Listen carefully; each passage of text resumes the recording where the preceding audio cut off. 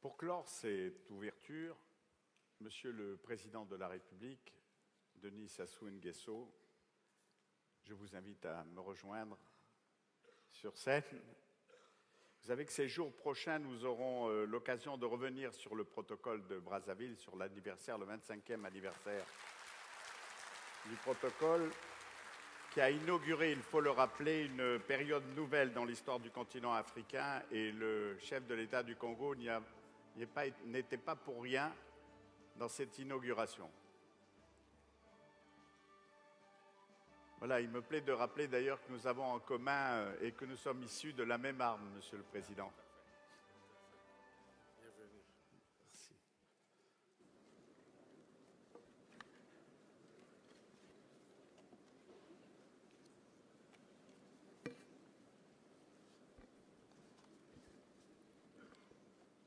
Excellences, Monsieur Abdoulaye Wade, ancien président de la République du Sénégal, Mesdames et Messieurs les ministres, Madame la commissaire aux infrastructures de l'Union africaine, Excellences, Mesdames et Messieurs les ambassadeurs et chefs de mission diplomatiques et consulaires, distingués invités, Mesdames et Messieurs les participants au Forum Build Africa, je vous salue et vous remercie d'être venus en grand nombre. Je sais que plusieurs d'entre vous arrivent à Brazzaville et au Congo pour la première fois, pour apporter votre précieuse contribution à cet échange sur un des enjeux majeurs de notre temps. Je vous souhaite un agréable séjour au Congo, un pays où l'on peut investir, créer son entreprise et la consolider. L'Afrique, Mesdames et Messieurs, s'épanouit. Elle s'épanouit chaque jour grâce aux ressources exceptionnelles de son sol et de son sous-sol, grâce à la qualité de son environnement, à la diversité de ses cultures,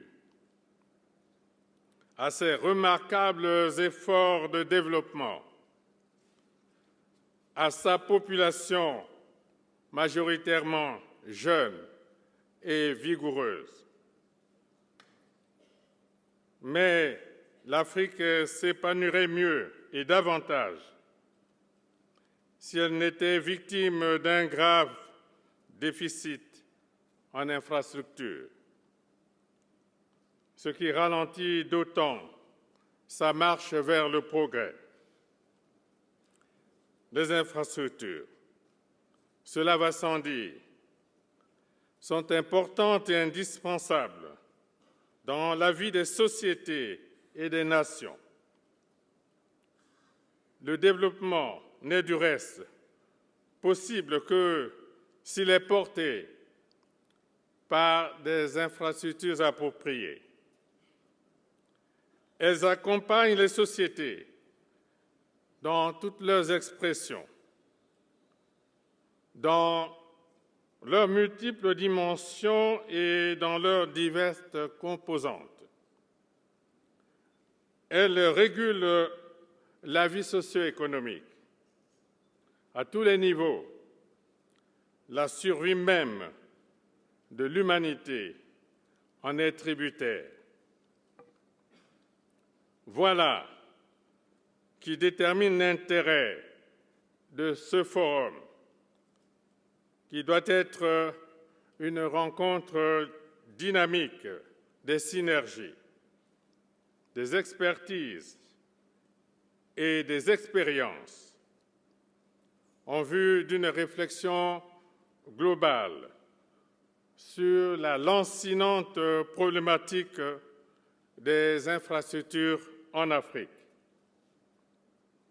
Doter l'Afrique d'infrastructures fiables et viables pour assurer son développement a toujours été la préoccupation des dirigeants africains. C'est la vision de ceux qui croient en une Afrique majeure, appelée à jouer sa partition dans la marche du monde. C'est l'ambition qui nous a été léguée par les premiers bâtisseurs de la nouvelle Afrique, les pères de nos indépendances. Eux qui ont eu le mérite historique d'avoir posé les bases de l'Afrique d'aujourd'hui.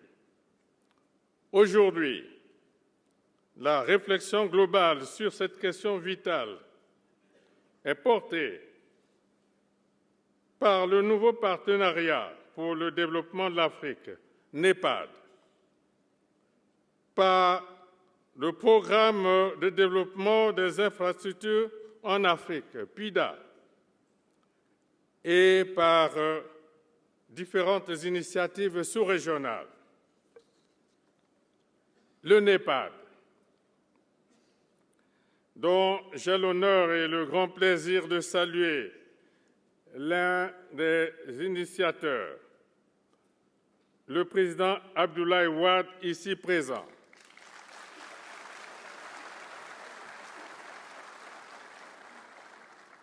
Le NEPAD, je disais, a judicieusement identifié des infrastructures de grande envergure dont la réalisation devrait accélérer l'intégration de notre continent. Il s'agit, pour n'en citer que quelques-unes, du pont, oui, du pont route-rail Brazzaville-Kinshasa,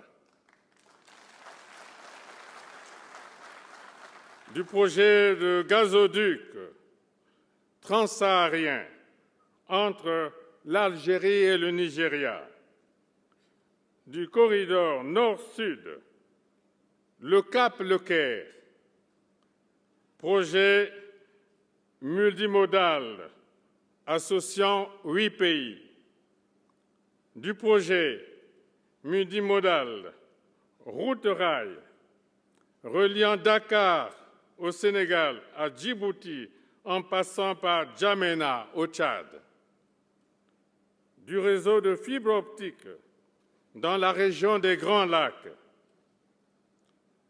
du programme des plateformes portuaires et ferroviaires d'Afrique australe, du projet du barrage d'Inga 3, de la muraille verte qui doit traverser le continent d'est en ouest. Toutes ces approches intégrées devraient permettre à l'Afrique de se doter à terme d'infrastructures viables et durables qui soient le véritable catalyseur de son développement. Ici est cependant de souligner que ce sont des projets coûteux qui nécessitent une grande mobilisation des partenariats, de tous les partenariats, anciens et nouveaux, une grande mobilisation des financements traditionnels et innovants. Ici, notre continent est appelé à consentir un effort particulier parce que la mobilisation des ressources financières et techniques est sa plus grande faiblesse. Il revient aux Africains, appuyés par leurs différents partenariats à travers le monde, de tout mettre en œuvre afin d'atteindre les objectifs que vise la stratégie globale pour le développement des infrastructures en Afrique. Ces objectifs en 3 points sont, premièrement, assurer le développement harmonieux et intégré du continent. Deuxièmement, promouvoir l'Afrique des peuples grâce aux infrastructures de communication viables, condition de la libre circulation des personnes et des biens. Troisièmement, enfin, matérialiser la diversification de nos économies encore dépendantes, à plus de 80% pour la plupart des cas, d'une seule ressource. Les estimations concernant l'avenir de l'Afrique nous incitent à dire qu'avec davantage de synergie et de solidarité, de tels objectifs peuvent être atteints. Distingués invités, Mesdames et Messieurs, tel est notre combat commun, le combat de l'Afrique.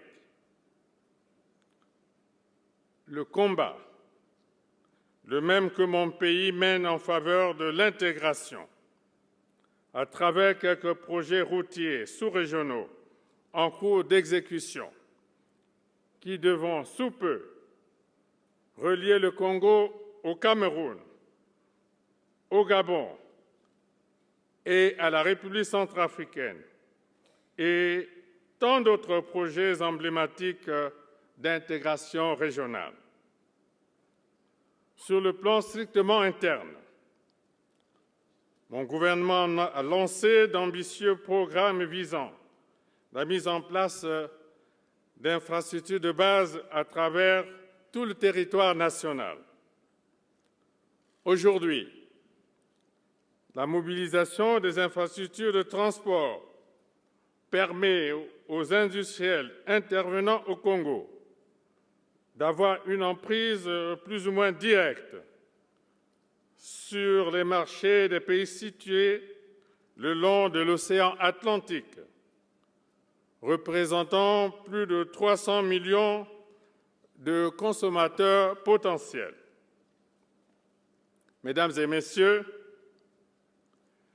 l'Afrique est certes très en retard dans le domaine des infrastructures, mais cette situation n'est pas une fatalité.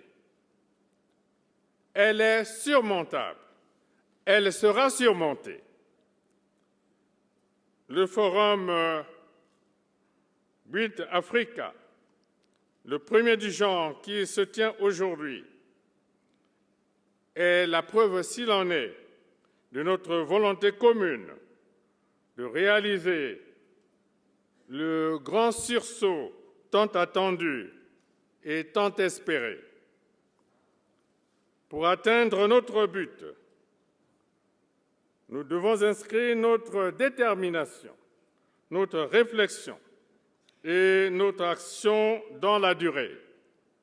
Voilà pourquoi le Congo s'engage à organiser tous les 2 ans le forum Build Africa, ici à Brazzaville, pour nous permettre de continuer à agir ensemble dans la même ambition et la même ardeur.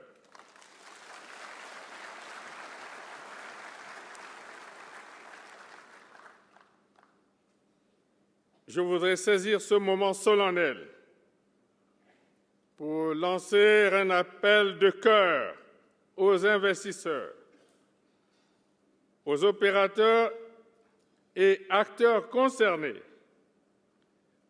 à l'ensemble de nos partenaires pour qu'ils participent au financement et à la réalisation de ce vaste programme d'infrastructures. Je les invite à se joindre à nous dans un élan sincère afin qu'ensemble, nous forgions l'Afrique nouvelle, l'Afrique de demain, dont la lueur rejaillira d'un doux éclat sur le monde. Vive l'Afrique! Vive le partenariat entre l'Afrique et le reste du monde. Je déclare ouvert BRIT Africa, le premier forum sur les infrastructures en Afrique. Je vous remercie.